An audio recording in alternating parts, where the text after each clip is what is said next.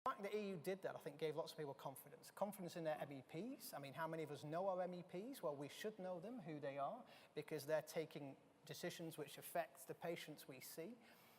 So there will be areas, no doubt, where people get a confidence from what happened with the Tobacco Products Directive. Of course, it relies on national governments and it relies on people like public health lobbyists and other representing other different sectors to keep maintaining those messages too. Okay, more questions? Yes, sorry, yeah. Just wait for the microphone, it's on its whizzing its way. It's a long way round. Donald Roy, recently retired chair of Healthwatch Wandsworth. A couple of points. First of all, as somebody who sat on the Health and Wellbeing Board and at the Overview and Scrutiny Committee, I would say that in terms of the attitudes of local politicians, at the Overview and Scrutiny Committee, they do play to the gallery. You put them at the Health and Wellbeing Board, and they work quite differently. And a lot of the public health issues and a lot of the issues we're discussing today actually get discussed in a constructive way. I would also say, don't only assume that it has to be the councillors and the MPs. We have got Healthwatch, and certainly those health watches who feel as part of their remit, as my lot do, that we have to do a lot of community engagement and discussion at bodies like our Healthwatch Assembly, etc., can have a degree of influence on public opinion. Don't underestimate your basic community group or community forum. I can remember a community forum where we got public health to come and talk about an enhanced role for pharmacy. One person at that meeting said that this was a conspiracy against the NHS and against hospitals. Everybody else in that meeting actually was extremely positive, and this was the general public. So don't underrate what you can actually do at grassroots level. Oh, very good. What's the feeling on the Health and Wellbeing Board? Success or? I think it depends where you're coming from, really. I think that in what we've seen in our work is that in some parts of the country they work immensely well, and this isn't a cop-out answer, it's the genuine case. In some parts of the country they're working immensely well. In other parts I think they're less well engaged. I suppose from my perspective I see it as, are they involving and engaging with the providers of healthcare? You know, in some places that is the case, and you might have 2 or 3 local providers who have a seat at the table. In other places, they don't. So, you know, from my perspective, I think it can be patchy. I think one of the things that's been quite interesting about health and wellbeing boards is that some of them have been politically led, so they've been very much chaired by a local councillor or the leader or whoever.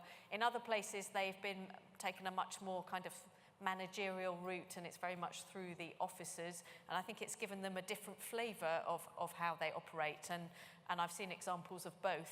Both have been impactful, but I think it does give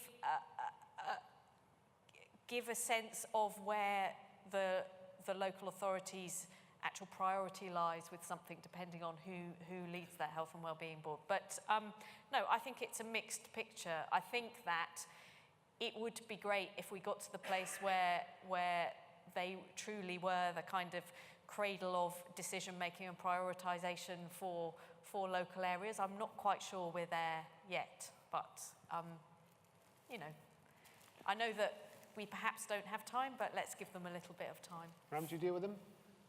I do, but the point I would make is reiterate what our colleague has said, is that what you find is, I found, is that the patient representative cuts through the crap, usually.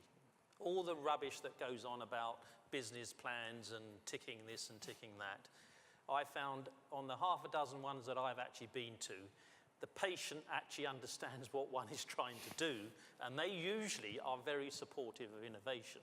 So I think we ought to have more patient representatives on more boards and more committees. Not overburdened, but we need patient representatives who will get rid of some of this fog that's created in everything that we try and implement. Why you can't do it, why there's obstacles, why there are 500 steps. And frequently I've come across these individuals, they say, it's a great idea, we need to do it. And they sit down. And everybody in the CCG board sort of looks, oh, we've got to do it because the patient representative has said so. So I agree with you. Patient's actually very important. We'd get more power to the patient. The tweets I'm getting in are saying things like, well, I mean, it's hard to summarise them all, but 2 or 3 keep saying, you know, we're not bold enough now. You know, we're not confident. We're not bold enough with the policy. We're not taking on your comments about innovation at the coalface. You know, let's push it harder. What's stopping us doing that? Well, I mean, partly it's the structure, but innovation, as I said, tends to come from people at the coalface. They are doing 24/7 coalface work, and they're trying to innovate on top of it. And people give up. People give up. They get tired. They just do the day job in the end. After a year or 2 of beating against walls and smacking people up, it doesn't work. You sort of give up. Very few people continue that. So I think it's attrition. Those who are able to work through the attrition, the war of attrition, may get changed, but it's very difficult. When I started as a consultant 27 years ago and wanted to change 5 million things in the first year, my senior colleague, Mr. Ronnie Albach, who had the most obtuse sense of humour you could possibly come across, you would understand his jokes about a week later. He said, Ram, calm down, calm down. He said, you'll be lucky to get 1 innovation every 10 years. So you will get 3 innovations or 3 ideas through in the 30 years that you'll be a consultant. And I think he's right. I've got 2. I've got 1 more decade to go. So I'm looking forward to the 3rd one. Okay? Michael, can we be bolder or elsewhere are they bolder? Really interesting point on the patients. So I was with some NHS managers and social care managers in Sweden in January on a visit to look at this model in a place called Jönköping in Sweden, where they designed a health and care system around a virtual patient called Esther. And what was interesting was that, you know, Esther is absolutely in the room. Esther's in the room at the board meetings. And the point of that is, this isn't about what's right for my institution. This is about what's right for the patient. And since then, you know, we're looking at some of the NHS vanguards, and if you know about them, so these are new models of care developing. I was in Yeovil the other week where they're thinking what to call their own Esther. They're thinking, you know, what cohort should Esther be to start with. They're planning on Esther cafes where you bring the patient in and you talk about their experience, and then the challenge is for us to work out actually whether that was right or wrong or what should have been better. So I think part of people now are not asking for permission as much as they used to. They're actually saying, actually, you know, the structures, you're quite right, we have to think about the patient. So it was really interesting to hear that and just to think back to, as I say, the culture in Sweden was absolutely what's best for Esther. They even had these red flags where if we were having a debate between the CCG and one of the providers, and you believed that I wasn't acting in Esther's interest, I was acting in my institutional interest, they would raise a flag and say, what's best for Esther? So it was a symbol, I guess, but that culture was absolutely, you know, cut through what you picked up. So it is really interesting. Think that's possible here? Well, if it's happening in Yeovil, then yes, I think it is possible. You know, I think that it... No, the Swedish approach, I mean, this working together and finding new sort of ways of communicating. Yeah, I think it certainly is possible. I think that probably there is more of it going on than we imagine anyway. So I think that there are probably little bold acts going on all over the place, and you know, it's not just about changing the big things, I think. Have you got any more pressing questions as we move towards the end? Does anybody want to get off their chest before we? Yes, there's a lady there. Sorry, it's very hard to see with the lights. Yeah. Sorry, go ahead. I'm just going back to the previous issue. I am a local councillor. I'm also a pharmacist.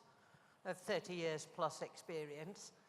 And I have spent most of those years actually pushing for more changes, for pharmacy to be more involved, for all these sorts of changes to be going on. The problem is that we're usually up against a brick wall, which is primary care, that are scared of losing their control over what is on offer. We have been fighting for years to get more services through pharmacy. As a local council, we have a wellbeing hub who do work, who go out, and they do an awful lot of work in trying to promote public health and healthy living. But we cannot get beyond it because the people who are there with the money, the CCGs, the hospitals, aren't looking out that easily. They say yes, but then they go back and think, oh no, well, they might take that away from us, and they're worried. And that is my problem with it. I agree with the gentleman on the right. You do, you give up, you almost give up faith in it. It's getting that money. What we want is the money to be spread across everything. It's not just this pot for this pot for this. It needs to be in one big pot for everything to come from. I think there's one thing that the health world don't do, and that's give up easily. So I think there's enough passion in this room, I think, to make sure that some of these changes get through. We've almost completed our time, but we've got one very important thing to do, which is to pull the raffle ticket. Now, I'm told on my phone here that I've got to pull these tickets and I find someone in the room who's won £100 worth of gift vouchers. So in true style, I'm going to ask you to pull the ticket out. And this is exciting. This is a bit I've been waiting for. So don't leave anyone, just in case. What does it say? Mariette Mason. Is Mariette Mason in the room? This could go on for days. Well, Mariette, you just lost £100. Next. Just bear with me. Sabina Julim. You see, they left, and I'm going to go for 5 goes, and then I'm going to keep it. I know, yeah, we could just share it out. Yeah. He's going to buy the first round. Yeah. Elaine Cato. No? Okay, I said I'd do 5. It's getting close. Just pretend to. No, you all got a ticket. You got one. Everybody got one. So it's just a chance thing. I'm doing this with you because you do all the modelling, so and all the risk assessments of this are ridiculous. Dr. John Rodriguez. We'll end up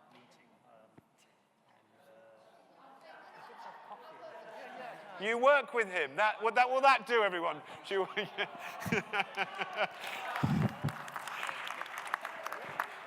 You work with him.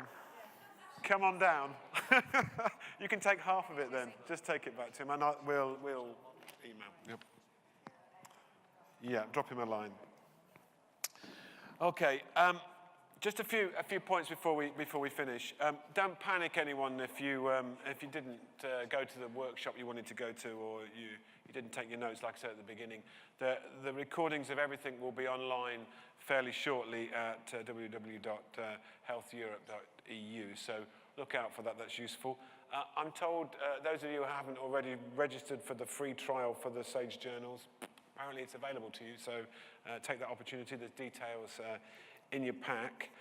Please stay, of course, for a drink. There's a drinks reception straight after in a few minutes in the Bishop Partridge room, which is just outside.